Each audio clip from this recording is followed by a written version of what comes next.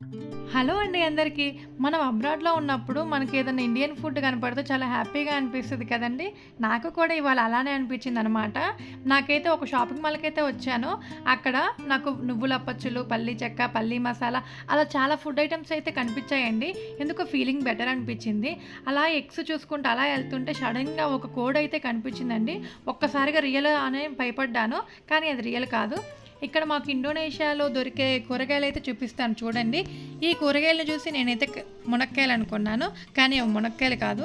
ఇక్కడ చూసారా బీరకాయలు, కాకరకాయలు, క్యారెట్, క్యాప్సికమ్, వంకాయ ఇవైతే దొరుకుతాయండి. మాకు దొరకని కూరగాయలు వచ్చేసి బెండకాయ, దొండకాయ, దోసకాయ అలా అయితే దొరకవనమాట అవి కూరగాయలు. ఓన్లీ చైనీస్ మార్కెట్‌లో ఉంటాయి. ఇక్కడ చూసారా మీరు ఈ కాయలు ఎప్పుడైనా వండారా అండి? మా హస్బెండ్ అయితే ఒకరోజు తీసుకొచ్చి వండమన్నారు. నేమ్ వచ్చేసి సుండికాయలంట. హెల్త్‌కి చాలా మంచిది. ఇండోనేషియన్స్ చాలా ఎక్కువగా యూజ్ చేస్తారనమాట. ఇక్కడ మష్రూమ్స్ ఇవైతే దొరుకుతాయండి మాకు కూరగాయలు. ఇంకా షాపింగ్ మాల్‌లో ఈ డెకరేషన్ చూసారా?